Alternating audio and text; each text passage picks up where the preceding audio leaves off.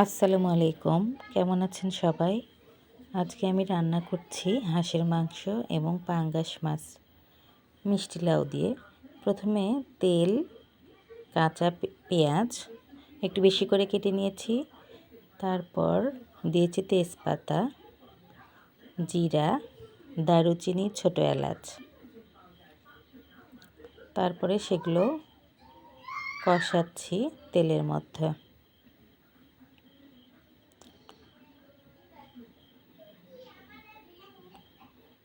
আর একটু জিরা এর মধ্যে আমি অ্যাড করব।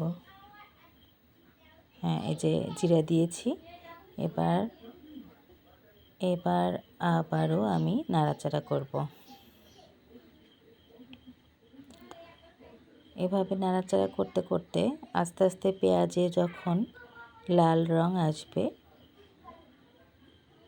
তখন এতে পানি অ্যাড করব। তো আমি আস্তে আস্তে পেঁয়াজগুলো, হ্যাঁ দেখেন লাল হয়ে এসেছে। এখন পানি অ্যাড করতে হবে। এখন পানি অ্যাড করলাম।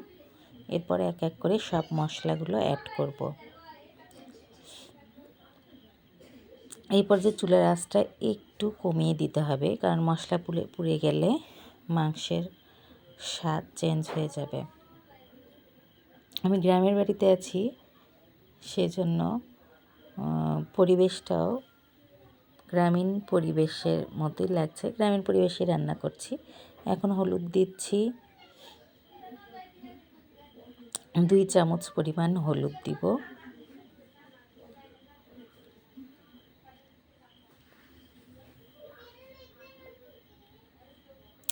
হলুদ দেওয়ার পর তারপরে এখানে অ্যাড করব আমি জিরার গুঁড়ো, ধনিয়া গুঁড়ো, তারপর দেব লবণ। আর এখানে আমি যে মরিচটা অ্যাড করেছি সেটা হচ্ছে শুকনো মরিচ ব্লেন্ড করে নিয়েছি। শুকনো মরিচ ব্লেন্ড করে রান্না করলে রান্নার স্বাদ, গন্ধ সবটাতেই একটা দারুণ পরিবর্তন আসে এবং রান্নাটা অনেক টেস্টি হয়। এখন এই মশলাটা আমি ভুনা করব। এই যে দেখেন, আমি এখানে লাল মরিচ, শুকনো মরিচ সেটা ব্লেন্ড করে নিয়েছি, সেটা অ্যাড করলাম। এরপর আমি আস্তে আস্তে এটা কষাবো। লবণ অ্যাড করলাম।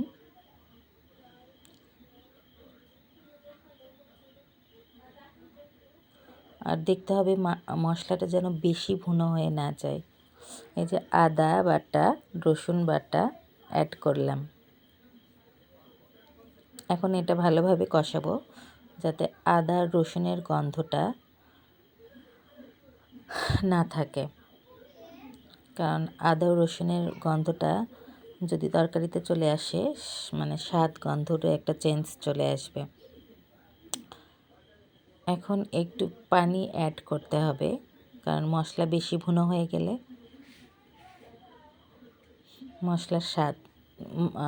মাংসের স্বাদ নষ্ট হয়ে যাবে। এখন আবারও পানি অ্যাড করলাম। পানি অ্যাড করে আবার এটা কষাচ্ছি। এভাবে আমার কষানোটা হয়ে গেলে যখন তেল ছাড়বে তরকারিতে, তখন আমি এর মধ্যে হাঁসের মাংসটা অ্যাড করে দিব।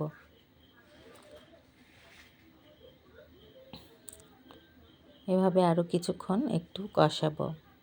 আমি একটু শুকনো মরিচ গুঁড়ো অ্যাড করেছি, কারণ ঝাল কম হয়েছিল এজন্য, আর তরকারির কালারটা একটু সুন্দর হওয়ার জন্য।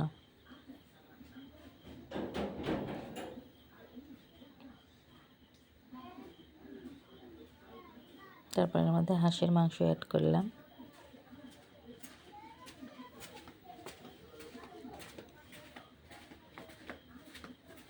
এখন অনেকক্ষণ ধরে পানি না দিয়ে এই হাঁসের মাংসটা কষাবো, কারণ এই কষানোর মধ্যেই আসল স্বাদ। যত মাংস কষানো হবে মাংসের স্বাদ ততটা বৃদ্ধি পাবে এবং হাঁসের মাংসের যে একটা গন্ধ, এই গন্ধটা থাকবে না। আপনাদের বলতে ভুলে গেছি, যখন আমি পেঁয়াজ তেলে দিয়ে লাল লাল করে ভাজছিলাম, তখন ওর মধ্যে কিন্তু আমি মশলাগুলো দিয়েছি, কারণ ওই সময় মশলা দিলে একটা সুন্দর গন্ধ আসে তরকারিতে। মশলার একটা ফ্লেভার, খুব সুন্দর একটা ফ্লেভার পাওয়া যায়। যাই হোক, আবারও অনেকক্ষণ আমি এটা কষাবো পানি ছাড়া। আর এখানে আমি প্রত্যেকটা রান্নাতেই সরিষার তেল ইউজ করেছি।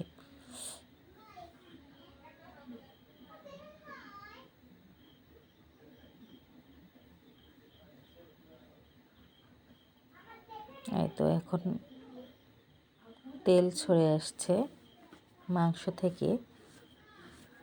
তো এখন আমি আবারও পানি অ্যাড করব। আর আমার এই হাঁসের মাংসটা মানে হাঁসটা অনেক বাচ্চা হাঁস ছিল, এই জন্য আসলে প্রেশার কুকার ইউজ করতে হয়নি। আস্তে আস্তে কষাতেই মাংসটা নরম হয়ে গেছে। এরপর দেখেন আমি পাঙ্গাস মাছ এবং মিষ্টি লাউ দিয়ে রান্না করব। প্রথমে পাতিলে সরিষার তেল নিয়েছি, তারপর এখানে পেঁয়াজ অ্যাড করব।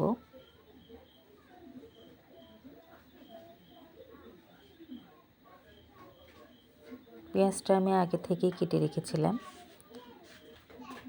এখন এখানে দেব তেজপাতা,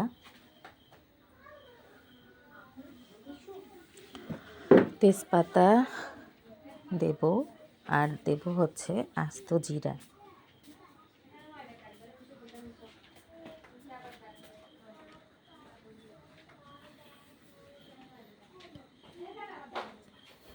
হ্যাঁ, আস্ত জিরা, তেজপাতা এগুলো অ্যাড করে আবারও লাল লাল হওয়া পর্যন্ত আমি তেলের মধ্যে পেঁয়াজগুলো ভুনা করব।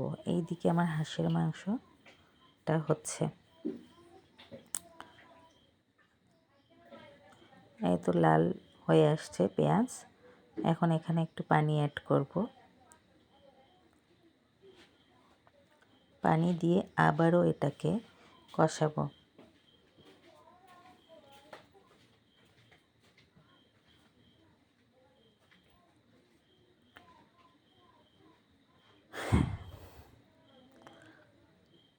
কষানো হয়ে গেলে যখন তেল ছেড়ে আসবে, তখন এই যে পাঙ্গাস মাছগুলো আমি দিয়ে দিয়েছি। এখন পাঙ্গাস মাছগুলো খুব সাবধানে কষাতে হবে, যাতে না ভেঙে যায়। প্রথমে একটু নারকি দিয়ে আমি নাড়াচাড়া করছি, কিন্তু পরবর্তীতে এভাবে নাড়াচাড়া করা যাবে না, কারণ মাছ ভেঙে যাবে। এই যে মাছগুলো কষানোর পরে আমি একটু আলাদা করে তুলে রেখেছি বাটিতে। এগুলো এই যে এখন আমি মিষ্টি কুমড়াগুলো কষাচ্ছি। আর এটা কষানো হয়ে গেলে এর মধ্যে ঝোল দিয়ে তার উপরে হালকা করে মাছগুলো রাখবো, যাতে মাছগুলো ভেঙে না যায়, আস্তা থাকে।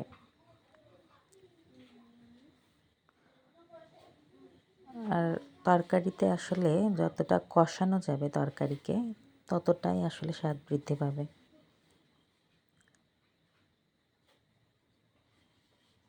দেখেন আমার কষানো হয়ে গেছে। তারপরে এখন পানি অ্যাড করছি, আর একটু পানি দিলাম, কারণ মিষ্টি লাউ সেদ্ধ হতে হবে।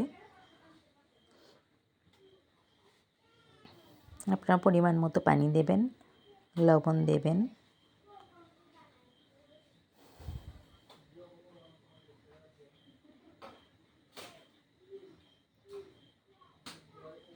আমি কিন্তু হাঁসের মাংস আর পাঙ্গাস মাছ দুটাতেই একই রকম মশলা ইউজ করেছি।